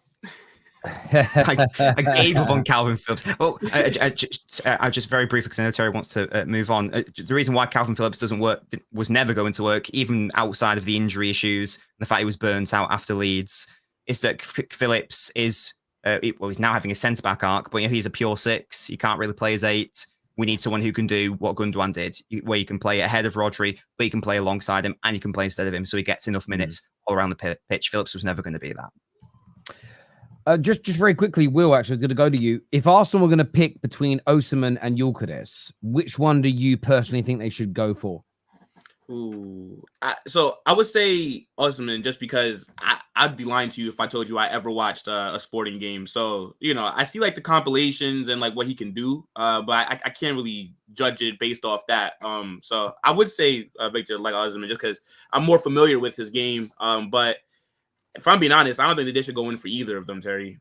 Kind of brought up earlier, like Ivan Toney, for me, that's who I would go out there and get if I was at Arsenal. I like Ivan Toney. I think he's excellent. I'm still surprised nobody's come in for him so far this summer. There has been a little bit of breaking news while we were talking there. It kind of goes back to Chelsea a little bit, but this could be very interesting for Henry and Tottenham. and it states that it's very tense between Chelsea and Atletico Madrid. They are working hard to find a solution to save the Conor Gallagher deal. Now, if this falls through, I know he kind of said no to you, but maybe Tottenham could sweep in here because we know you're big fans of him. Not you personally, but Tottenham Football Club, Big Ange. Maybe you could provide they'll be all over it. Do you reckon? If I tell you now, if he doesn't sign for Atletico Madrid, he'll be a Tottenham player. I'd put big money on it because Ange is a big fan. We've watched something like 16 Chelsea games last season where scouts have watched him. But once again, we'd have 5 8s and 0 6s. It's not what we need. We need just like half the Premier League. We need someone who can play that 6. And look at the volume of goals we've conceded in pre-season, conceding 2 to Vissel Kobe. People only know who they are because Iniesta played there. The Korean 11 at times tore us to shreds. If we don't go out and sign the number 6 and we bring someone like Conor Gallagher in, I'm concerned. Henry, you're actually the funniest guy. I said the Korean 11. Yeah. At times And do you know what? We signed their star player and we can't have him until January. Oh, you're No, a who legend, does bro, that? honestly. That is If Conor Gallagher doesn't sign for whatever reason this falls through, then Tottenham will be all over it. But this. are we You going know to go what, out and pay Henry? 50 million for him? This would be the most Spursy thing because now, if this deal falls through with Atletico Madrid, and then Daniel Levy just comes in and says, "Well, listen, you're in a position now where you're trying to get rid of a player. He's here. He's just in limbo right now. He's not even at a club. Oh yeah, we're probably off. You know what I Ollie mean? Skip. Listen, let me work with you. Lower the price. Let's drop a little player in the deal, bro. That's the most Daniel Levy thing ever. I Of course swear. it is. He's probably gonna come in with a lowballed offer, bro, and then they're probably gonna have to sell him because they're in a situation where their hands are tied. That's literally what's gonna And then you've got happen. all the stuff coming out with Basuma. You know, he's apparently going to be suspended for a couple of games for doing laughing gas. So he's not going to play the Leicester game. Then I look at our midfield. I don't see a pivot in which we can dominate majority of games now. I think Tottenham this season, if they're going to win games, it'll be the last 5-10 minutes. It will be from set pieces or a goal from Dominic Solanke. Now, if you take Basuma out at that first month, for instance, if he does get a ban like that, we're not playing him against Arsenal, Newcastle away, Everton at home. I didn't realize laughing gas is now whether people. I'm not getting into a debate about it. Yeah, it's a class C. It's a class C. It's illegal now in the UK, isn't it? So it's yeah, but illegal. Ange is class all C. about keeping the It's a class harmony. C. None of this bad eggs in the club. In the team, and then now that it's all over the papers. Apparently, Ange has spoken to him, and there's now doubts. He's very. If you think Arteta's strict with players, he's like overboard. If you do anything, if you're in the press doing anything bad, he grills players. So I'd be amazed if he starts away to Leicester on Monday night. And then I think who's on midfield gonna be? Apparently, laughing gas is, from last year was considered a class C drug, and now like illegal, literally for recreational use. Illegal for recreational that's what I'm saying. So like, it was always taboo before, but if it's illegal, like you're going to get in so much trouble as a professional athlete at a club, especially with the profile of Premier League clubs and everything else. So yeah, just silly. I mean, silly to do it, and even more stupid as well. No, but why film yourself anyway? Yeah, I was going to ask like how to get caught. People, A note to anybody out there: if you're doing anything that is mildly illegal, I'm not talking about big crimes here. So if you're like a young lad and you and your mates are going down the park and you're gonna have a couple of your dad's beers that you've stolen from a fridge, don't film it. Don't film. Like I honestly, the whole world films crazy stuff. Like crazy. So all listen, I'm not advocating what they did. I know the news has caught people, but there have been people that have been caught in these ridiculous riots recently who have been caught through posting their own videos online of them breaking the law. And I just think to myself, you should get double the sentence for being dumb. Basically, whatever the sentence is, double it for being thick. And I would say the same to Basuma. I'd say, look, there's a 3-game ban for breaking the law. But we're doubling it to 6 games. Make it because you're 6. stupid for filming it. Like you should if we punish stupidity more often, we'd have less dumb things going on in the world. I'm telling you, it's crazy that he's done that. I'm not getting into an argument over like that. I know people that do it, and some people don't think it should have been illegal. That's not the debate. It is now, and professional footballers shouldn't be out there filming themselves doing it. But yeah, I think you guys may be all over that deal. Speaking of done deals, it's going to be announced at some point today officially by Man United. But as we know, De Ligt and Maswari both did their medicals today. They're in Manchester. They're over the line. Lots of interesting conversations online about this. Most at TalkSport saying it's average right through to horrendous business. What do you all make on the panel of this by Man United? Good business. I don't know why. I don't know why everyone's. As soon as you talk about Missouri and De Ligt, I don't know why everyone's slaughtering him for it. Like they need a centre back because Euro's out for 3 months. Harry Maguire. What part of America did we sign? Missouri. Sorry, Mazraoui. Euro's out. Masraoui. All right, my pronunciation's poor. Leave me alone. But they've signed the fullback, who can play both left back, right back, and a bit further forward. In terms of a centre-back position, Lindelof I think they're probably going to move out of the club. Harry Maguire, I think, will probably be a squad player in and around the group stage of the Europa League and Cup games. De Ligt's got experience, knows Ten Hag, has won a Bundesliga and a Scudetto. Yes, he wasn't heavily involved in Bayern Munich's team last year, but he knows the manager and they've got better coaches now. He's an upgrade on what they've got. Wait, but Henry, question: Ten Hag knows a lot of these players. He's, and you can't tell me De Ligt's going to make a negative impact on that team, bro. But I'm saying De Ligt is whack. Like that's how I can describe him. And Mazraoui's whack as well. Like it's just, like no. Will. I like Masraoui. We'll explain why at all, bro. Why are they whack? So, and I know, like, saying whack is kind of crazy when I think about it, but like that's just how low I kind of think about a De Ligt, right? Like this guy, I think you're all still thinking about what he did at Ajax in 2017 when he was like 17 years old and was their captain. He's not that player. He has not lived up to the potential. This guy's already got a big money move to Juve, didn't work there. Got another big money move to Bayern Munich, not working there, and now he's about to get another big money move to Manchester United. It's like the big teams are passing him around like he's a bunt or something. He's not that guy. He's big. And I guess you could say he's decent in the box, but he's slow.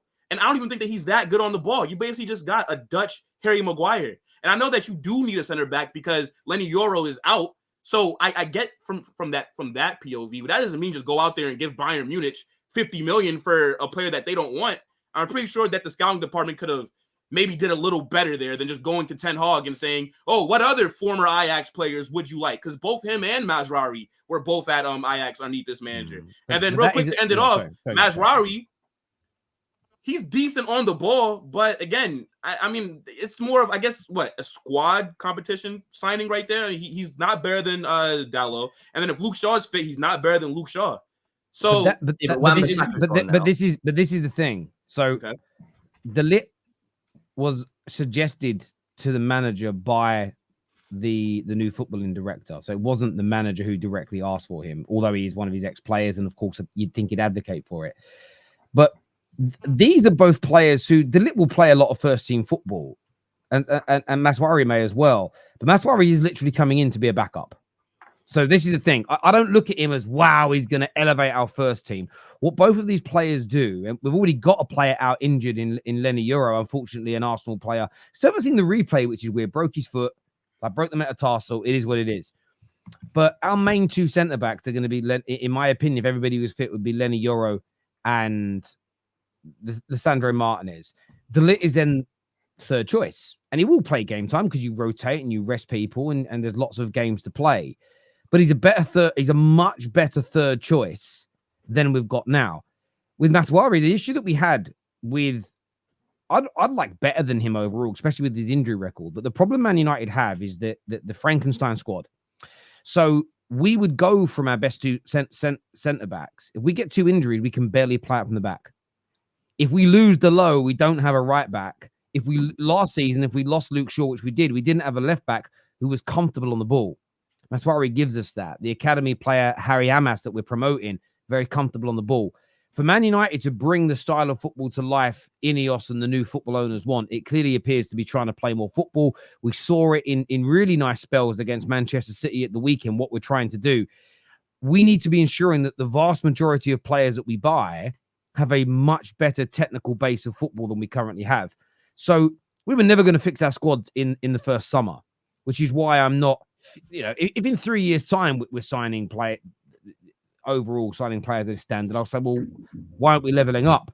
But I think what we need to be able to do is have 2 or 3 injuries or rotate 2 or 3 players and try and maintain the style of football that we're trying to implement. Our biggest problem is that we had a Frankenstein squad and we were so up and down with how we tried to play. We've gone and brought 2 Dutch coaches in. I think what Man United are looking at here and said, look, we've put a lot of money in the club into a number of either Dutch players or players that have played there. I think they're almost trying to bring that to life. Let's bring in some top coaches, and they both are top coaches. Let's bring in some more players that we know can play that style of football, and let's try and make this work. And the only time I'm annoyed with this approach is if in a couple of years' time we look back and it hasn't worked, or if it is working, Ten Hag leaves and then we change direction and start over from scratch. So I don't look at these signings and go, oh my God, I'm absolutely buzzing with signing world-class players. But I do believe what we've done is improve the technical base of our team, which I feel is one of the most important elements that we had to do this summer. Hopefully Ugarte's next. There's been rumors today from the same newspaper that said he was available that United have put an offer in for De Jong as well. And I know that'd be another player that's played for him, but I'm not against it. I'm really not against the players that we're linked to for different reasons. De Jong's a little different. I think De Jong is an absolute top quality player and will improve our first team as an example. But overall, I'm quite chuffed with our business, the 4 signings so far. We need to improve that midfield next. Maybe 2 players. If not, it's probably just going to be Ugarte. But I think we go into the season with a better base in the squad, like I say. Our style of play looked better. And we've certainly plugged a lot of our holes in terms of our shape out of possession based on the preseason games and, of course, the match against City at the weekend. So, yeah, I'm happy with it. Am I sitting here, though, going, oh, my God, greatest signings ever? That would be ridiculous because they're not. But I think it's improved Man United's base. But question, Terry, like that seems like lazy scouting, though. Like that's my issue with it is because Why? so Manchester United, you're the biggest club in England, right? Arguably the biggest club on this planet. And you're telling me that you're scouts, right? So you need another center back. You need possible cover for both your fullback options. And they came back with De Ligt and Mazraoui. So 2 Bayern rejects that just so happen to already know Ten Hag. So like that's where my issue is because I don't really see any upside with a De Ligt or a Mazraoui. But Terry, can I- That good. And one sec though, but spread that out. So again, we ended up going for De Ligt because we couldn't get a deal done for Branthwaite. So the first person we went for was Branthwaite. So I do understand your point, but with first of all, Lenny Euro was the number 1 centre-back target for the club. Has nothing to do with Ajax or the manager. We then wanted Branthwaite, couldn't get a deal done at a sensible price, and we moved on to De Ligt. When the De Ligt deal wasn't looking like we were going to get him at a sensible price, we then moved on and started looking at the ex-Atletico Madrid centre-back, Hermoso, I think is his name. Again, no Ajax connection whatsoever. So of the 4 centre-backs that we've shown genuine interest this summer, 1 of them has a connection via Ajax. When you look at the number 1 midfield target, no connection to Ajax. When you look at the number one attacking target was Benjamin Šeško, no connection to Ajax. You look at the Xerxes Dutch, but he's never actually played in the Netherlands. He's played in Italy, I think, most of his career, and Germany. So again, no Ajax or Ten Hag direct management connection there as an example. So there are some overlaps. No one's going to deny that. But the overwhelming number of players that we've either signed or we've attempted to sign have no connection. But I don't think we should be turning around and saying, let's not look at De Ligt. This is why I'm trusting the new people making the football decisions at my club. I think it would be weird for them to say, do you know what?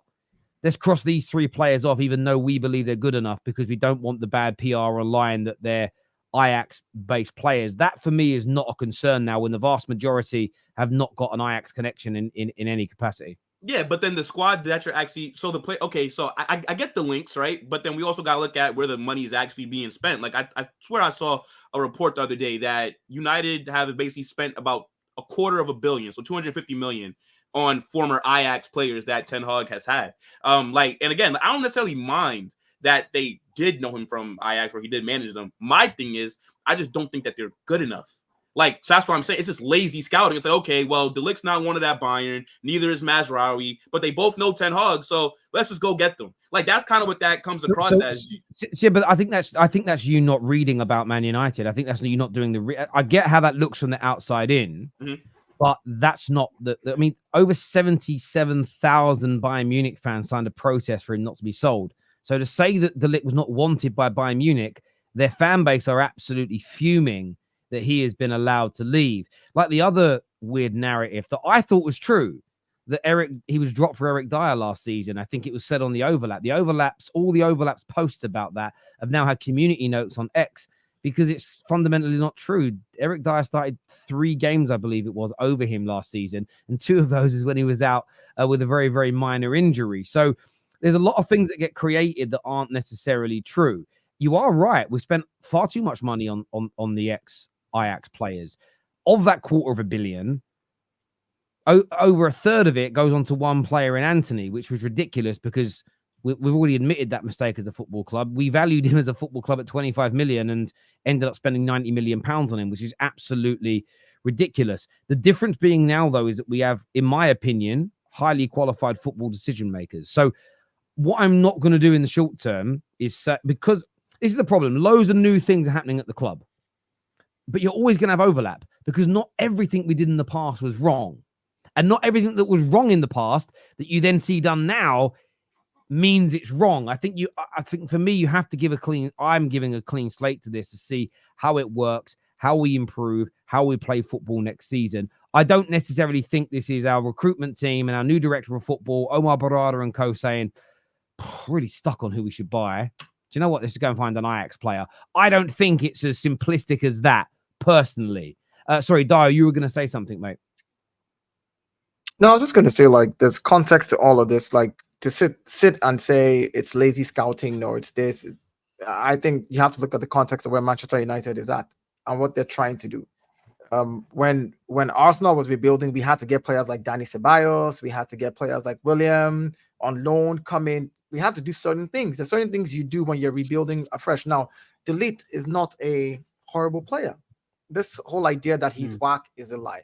I mean, go look at his stats, and that's the problem. I think people are happy to just see something on Twitter and just take it and run with it and just assume that it's true without doing any research. He's not a horrible player. He's a step better than what they have right now, and they're rebuilding. If they have to have him for a year or two and then get somebody better, great. Or a season or two, get somebody better, fine. The question you're saying is, why don't they go get like the top guys? How many top guys are going to want to come when you're rebuilding? Not very many top players are going to. I'm saying generally, like that's what most people would say. Oh, go get better. Yeah. Like, but how many of them will want to come? So, I think that Lenny Euro did. Rejected Real Madrid for us. Yeah, but I think they're on the right track with what they're building. You're building something slowly but surely over the next couple of seasons. I believe you gave your manager it's a 1-year contract with 1 year to renew, right? Or is it 2 years plus 1? It was a very slight extension, but we've taken a lot of his control and power away. And I was so glad when he spoke about it on pre-season, where he said his roles essentially changed now. Saad, you had something you wanted to say. Sorry, mate. Yes. Listen, I can't lie, man. I think you are seriously underrating Mazraoui, man. I think he's a very good a very good fullback because you can cover left and right. I got to witness him playing against us when Bayern played us. I also got to witness him playing in the African Cup of Nations. I think he's a very good defender, and I actually have a mad take. It could be classified as a mad take. I think apart from Dalot, he's going to be probably one of their best best defenders. Apart from Dalot, I think he's going to have an amazing season with Manchester United, man, because I rate this guy. I think he's very good going forward on the ball, obviously, as you stated. But I think also defensively, he's solid. And off the ball, his movement is very good. So I think Mazraoui, not only does he suit the Premier League as well, but he can also come in and fill a lot of holes that Manchester United have at the moment. Also, just on the De Ligt thing, I don't think De Ligt is not a world-class defender. He's not a world-class centre-back. He's not top 5 or top 3 centre-backs in the world.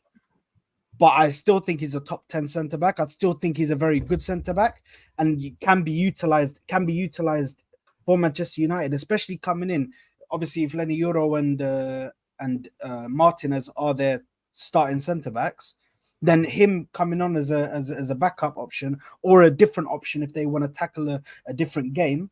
Do you know what I mean? He can also be utilized in that, man. I think he's just been unlucky with how his route through different clubs. Because I understand what you're saying. He's passed around different clubs. Why all these big clubs giving him away? But I still think that happens sometimes. Sometimes players just move from club to club and just move from league to league to just take on new challenges. Do you know what I mean? But I don't think these signings are really bad. I think right now, for where Man United are building from the ground up, like Dio said, and basically rebuilding the house that has been shattered and bulldozers gone through it. They're rebuilding this house now, and I think the structures that they're putting down are good. I think the movements that they're making are good. So I don't know. So question, Shad, you said top 10. Top 10 in what sense? Like the top 10 Premier League or just top 10 just center backs, period? Just England, but Will, though. Just base it on his potential. Let's just base it on his potential, then you'll rate him. Oh yeah, well then the potential. He's like top 40 then, because he didn't live up to his potential. Listen, top 10, I'd say in the Premier League, 100%. Okay. I think he's top 10. I thought you were saying like worldwide. No, I think worldwide there's a lot of defenders that get ahead of him. But in the Premier League, he comes in, he's top 10, bro. So you have to look at it like that. You can't just look at the player and say, oh, he's whack. He's whack because he's there. And I know you used the word whack and you were like, that's actually a bit harsh. But yeah. I don't think he's as bad as people say. I think I've seen a lot of people that are underwhelmed. You got to remember as well, we spent £38 million on him. In the model again. No, it's 50 million euros inclusive of performance related. Oh, euros. Okay. 38 million base. Okay, so again, this is what I also say to Pete. It's 38 million. So that's not what you spend on someone that you think's a world-class superstar. That's what you're spending now on good backup options. You know, I think we spent £50 million on totality on both players, and them two together is a better option than the £50 million we spent on AWB. Wait, but question, Terry, but you don't think that he's coming to so you don't think that he signed for you guys to start? Like, because I think he'll be. So me personally, like, I would rather sit on Bayern's bench than sit on Manchester United's bench. So it's a really good point. I think that it all depends on what you've been sold and what he thinks Man United are going to go and do over the next few years, and if you believe in what we're trying to rebuild. So that's one thing. I don't think he won't start. Most third-choice centre-backs at clubs get game time. Also, before he's even joined, any Euros out for 3 or 4 months. So he's definitely starting now, as an example. And that's what's going to happen. Plus, we're a Europa League team, which typically means you're rotating a number of players in those group stages anyway. So I think he'll get game time, but I believe when you're dropping £60 million on one, we know this. And Ornstein said this about 6 weeks ago now. Euro's the priority and the main guy. And I don't think we'd have done that if De Ligt was the main guy that we want to start straight away. So I did want to ask Nobbins, actually. Obviously, I haven't actually spoke to any City fans since the game. Did you notice any improvements in Man United that could yield fruitful for the forthcoming season at the weekend?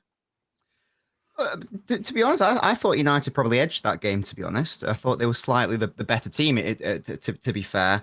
I thought that Casemiro actually had a very good game. I thought sometimes the commentators got a little bit overly keen with some of his passes, which then went astray. But overall, I thought he was solid defensively. I think that might be a really good partnership long-term, Casemiro, Mainu. I thought defensively they were fine overall. It remains to be seen what happens with De Ligt and Mazraoui. The main issue that most people had with United last season was the spaces and the gaps in between their attacking their midfield and their midfield and their defense, etc. It just made them so easy to counter-attack on. I didn't really see any of that over the weekend. So from that perspective, that seems to be gone. So if that continues, then that's a massive improvement. Just straight away, just by getting rid of that really basic error and just makes them more solid defensively. I can't remember City creating that many clear chances outside of McAtee hitting the post and obviously the goal. So I guess if you're in, look, obviously it's a Community Shield. You're up against a City midfield which had it's a lot of children in it, but you can only judge off what you see. And from what I saw, it was a lot better than how they played for the majority of last season. So if that continues, then there's a potential world in which United can have a decent season. Yeah, absolutely. It would just depend on how the new forwards blend in, because they're obviously not going to play no striker for the majority of the season. And it depends on like any defensive injuries as well. But yeah, I think if you're a United fan, look at the positives. I thought it looked relatively promising, but time will tell, of course. Just quickly tell on that game, yeah. Did you see the patterns of play, bro? Did you see the passing between the attackers? Just that, like the 1-2, 1-2. Just, bro, it was actually mad. I was watching. I was like, damn, how are they doing this? And I think they just need to build the consistency a bit more with those patterns of play and just try and pop the ball around like that. Consistently do your 1-2s and get past, because the way they were getting past the defense, and it's Man City's defense, bro. We're not talking about schmucks here.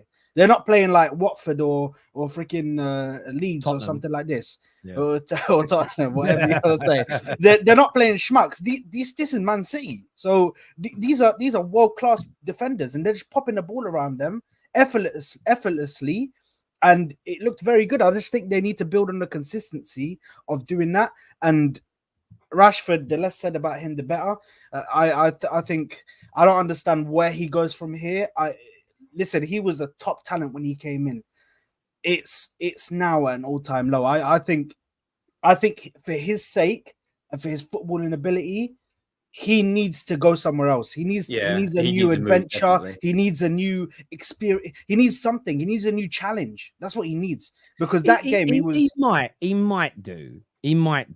But on another day, he scores a brace in that game, and we're saying I think give him a little bit of time this season, because if we keep making opportunities like we made, like we created, he's going to score some goals. Having said that, Garnacho and Ahmad look really, really good. And the one player that really impressed. Listen, Ahmad's been brilliant for a while for us now, but Garnacho looked really mature when he came on. And I don't know how this happens, and I'd love to ask footballers this if they remember from when they were younger.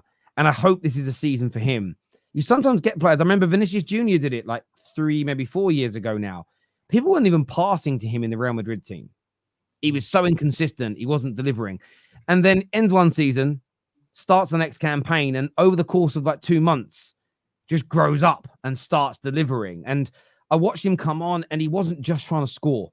And my only real bugbear with Garnacho is sometimes it's always trying to get the ball onto his foot for a shot. And I think that's why he did end up scoring, because he stopped trying to score all the time. And I think when he cut in and actually scored the goal, I don't think City was sure whether he was going to shoot or pass.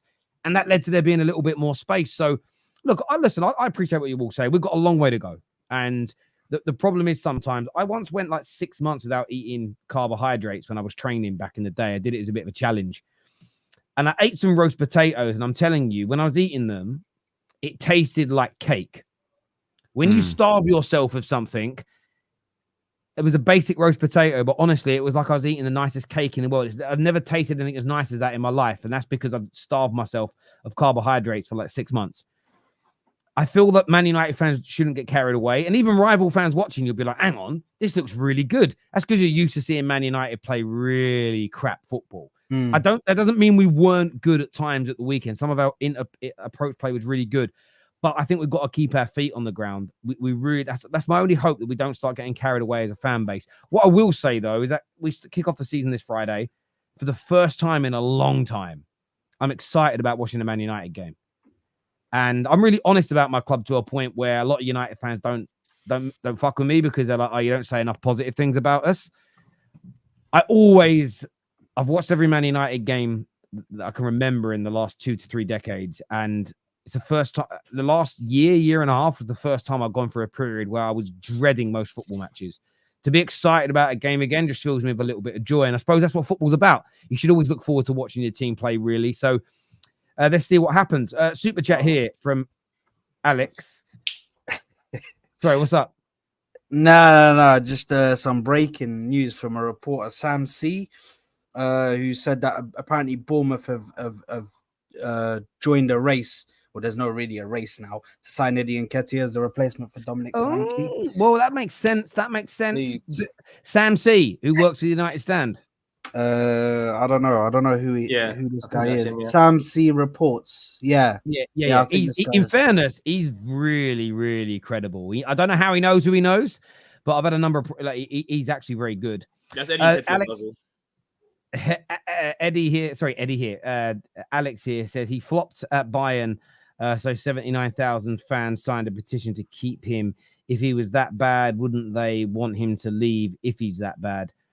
I mean, you can't really go off of what the fans want. Because like fans are emotional, right? Like you get attached to players and whatnot. So I mean, look, the club don't want him. That's the main thing. So The club don't want him because of his wages, though, as well. That's one of the reasons Bayern was trying. And this was very clear. He's on pretty much high wages at Bayern. And Bayern were. Is he taking a cut? I think he's taking a cut. He's taking a cut. Yeah, To come to Man United. Bayern has been trying to get rid of players. That. Yeah, Bayern has been trying to get rid of players who are on high wages since they brought in their new coach, and it's something that people refuse to talk about. Everybody just wants to talk about how the player can't be that terrible, and where 79,000 people signed a petition and say we'll keep him. Well, they also want to keep the manager as well. So I mean, Bayern have changed their the standards at Bayern are I'm dropping saying, nowadays. So So but if their standards are dropping and they've let him go, could that not indicate a mistake? Well, no, I'm saying like from the fans' POV, right? Because usually the fans are who kind of keep the pressure on the clubs to maintain the standards, but they want to keep Thomas Tuchel, even though it was a terrible season by their standards. And then you said 79,000 people were signing a petition to keep De Ligt. So these guys are petition FC. But I think they look at it from. I think what you're missing here is the context behind why they feel that that the club is being run poorly, and that is leading to more struggles. And the fact is, they shouldn't have even have hired Thomas Tuchel. And halfway through his reign, they're admitting that publicly they made a mistake sacking the previous manager. That is not a way of creating a conducive environment for success. And it's the way Bayern have been run in the last I would say 2.5 years has been, for a club of their standards and their consistency, has been absolutely horrendous. This here says De Ligt and Berg are underrated. You'd see Berg impact if Burnley could score and the goal he could save. De Ligt 4 games on the bench, only back when from injury. Thank you, bro. If City sign no one, I think Stones would do a good job in the Rodri role. He reads the game well and he's good at progressing the ball. Phillips can be a backup centre back. Wasn't they doing that, Nobbins? We played Stones in midfield against Villa when we had no Rodri and Pep didn't, and Pep started Alvarez in mid. Well, that was the day where Pep didn't start a midfielder in midfield and Stones played in midfield and he was horrendous at it. It's not his fault. He's not there's a big difference between a defender going into midfield and a midfielder being a midfielder. He can't be an out and out 6, I'm afraid. Do you think they're gonna, because obviously with the whole Kyle Walker thing, or do you think they're gonna go back to that John Stones? Because I think that suits your play a bit better. Having John Stones as the one going in, inverting into the midfield. They've got Rico Lewis too. He's a good player. Yes, I hope so. Yeah, because then we can actually play our wide players as wide players rather than playing our full backs as our wingers. Then we can actually have Savio, Doku, Grealish, etc., etc. Chike here says Branthwaite, De Ligt, Botman, Gahey. Who will you pick to represent Man United?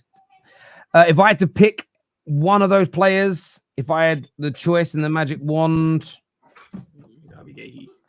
Gahey would probably be number 1, followed by De Ligt, followed by Branthwaite, followed by Botman. I actually don't think Botman's as good. I'm never that impressed with him. I know he's good, but yeah, I think he's good. But I'd go in that order. I'd go Gahey, De Ligt, Branthwaite, Botman. Aren't Newcastle about to sign Gahey for like 65 million? Yeah, they're close. Yeah, From what the I reports think they put 55 mil, wasn't it? The bid, and that might be close enough to get over the line. Palace are getting raided. Yeah, Palace, and that's mad as well, right? They're getting raided, and they started off well with. It just shows what a good manager can do when he gets the team to play well for 3 months. But now he's gonna. This is what's crazy, and this is why sometimes context is so key in sport. He's losing most of his good players. He'll start to do poorer next year, and then you'll get all the standard FC knob jockeys that'll go, See, told you he was a hipster manager and he's crap. No, his team was ripped to fucking part, you moron. Like, that's the issue I have with Standards FC. He has some people. credit in the bank too, because I think he won the Europa League with Frankfurt. I think, right? Yeah, They Frankfurt. did. Yeah. On penalties. But still, He it'll He be what scammed us happens, I'll see for it. Luka Jovic, right? When we paid like 60 million for him. Yeah, No, no, you- really you- good season though. to You be fair. guys just didn't know how to. You guys just didn't develop him right. A lot of Arsenal's goals came in a handful of games. Nobbin is right. We need a killer in tight games. With this attack, we will be nearly men again. What does that mean? Like men again? Like what? Like, what do you mean by that? Nearly men is like it's coming second. Nearly men. Oh, okay. Subs here says it's not about the amount of goals. It's about getting a guy. Sorry, about getting a guy to get you the wins, and Nketiah gets 100k a week. Not mid-table. No mid-table teams are paying that. But I'm going to throw this out there. Eddie Nketiah is going to score Premier League goals for a team like Bournemouth because people will. don't sit. People How don't many, sit though? back and- I think he could score. I think he could warrant similar to 100k a week at a club like that and score between 15 and 10 and 15 league goals for them, plus other Yeah, comps. 12 Because 12 goals. what ends up happening when he goes to a club, he's going to suddenly be afforded so much more time and space because teams don't sit back against them, and you'll see a better player. That's why playing for one of the top teams is so different to playing against playing for one of the smaller sides in England. Anyway, You got me nervous there, Terry, because you started off with 15, so I didn't know where the next number was going to be. 'Cause you were like, no, I about meant to say 15, no I meant to way. go 10 to 15. Yeah, no, not Yeah, 15 to yeah. 20. I doubt that. Having said that, the way Bournemouth play football, the chances might be there. The chances could be there. I For think- them. So What I've said always about Nketiah, yeah. At my club, he's dog shit. At a lower club, I think like a mid-table club, I think he will be in his element. He could be a great striker, and it's exactly what Tel said. If you don't have that pressure, if you don't have the people just sitting, big up to the kid, whoever big up to the kid. But she clearly disagrees with what I'm saying, isn't it? But in regards to people just sitting back and low blocks, certain strikers can't handle it. But if you're playing for a Bournemouth where you're given that space and you're given the opportunity, he has game time and he's able to really work with a manager and consistently play and have consistent game time. Because I think if he goes there, he most probably will be a starting striker. So if he goes there and starts for them and gets the game time, I think he could be a good striker, but only to a you're a certain good, level. great salesman for Arsenal. You are, my friend. You really, really are. Look, I want to thank everybody that has tuned in. We're back tomorrow with Straight Facts and other shows as well. As the week goes on across Straight Facts, and then the top 6 show on Thursday, we'll be giving our first season predictions of champions, top 4, underachievers, overachievers. So get your thinking caps on for that. We'll then revisit that at the end of the transfer window because it can change. But I want to thank each and every single person that's tuned in today. Panel, always amazing to sit here and a privilege to talk football with each and every single one of you. To our super chatters and everyone who's hit the like button, you're absolutely amazing. Until next time, take care. Goodbye. God bless. And we'll see you all again soon. Peace.